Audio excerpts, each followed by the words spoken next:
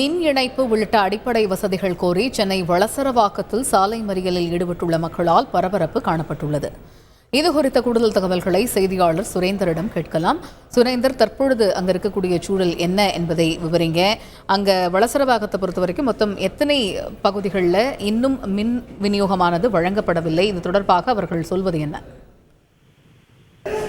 கடந்த 4 நாட்களாக மின் இணைப்பு துண்டிக்கப்பட்டது. மேலும் மழை பாதிப்பு சம்பந்தமாக எந்த ஒரு நிவாரண பணியும் மேற்கொள்ளாததை கண்டித்து பொதுமக்கள் வளசரவாக்கத்தில் சாலை மறியலில் ஈடுபட்டு வரக்கூடிய சம்பவம் இந்த பகுதியில பெரும் பரபரப்பை ஏற்படுத்தியிருக்கு. தமிழகத்துல மிக்ஜாம் புயல் தீவிரமடைந்து பல்வேறு பகுதிகள் பாதிக்கப்பட்டது. இந்த நிலையில வளசரவாக்கம் பகுதியில அதிகபட்சமாக 17 சென்டிமீட்டர் கனமழை என்பது பெய்து அந்த பகுதி வளசரவாக்கம் மண்டலம் முழுவதுமே மழை வெள்ளத்துல பாதிக்கப்பட்டது. இதுல முக்கிய பகுதிகளாக ஸ்ரீதேவிக்குப்பம், ராதாகிருஷ்ணன் அவென்யூ உள்ளிட்ட பகுதிகளில் சுமார் 2000க்கும் மேற்பட்ட குடியிருப்புகள்ல மழைநீர் என்பது புகுந்து வெறும் வெள்ளக்காடாக காட்சியளித்தது. இந்த நிலையில கடந்த ஞாயிற்றுக்கிழமை அன்று இரவே இந்த பகுதிகளில் மின் இணைப்பு என்பது துண்டிக்கப்பட்டது.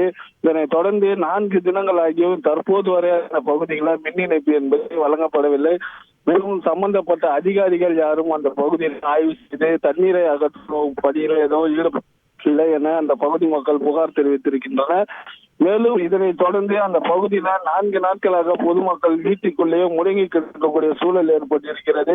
இந்த நிலையில அதிகாரிகள் மற்றும் அந்த பகுதி எம்எல்ஏ யாரும் முன்பே சென்று பார்க்காமல் அவர்களுக்கு நிவாரணம் போன்ற எந்த ஒரு அடிப்படை வசதியும் கிடைக்கவில்லை என்ற புகார் எழுந்திருக்கிறது.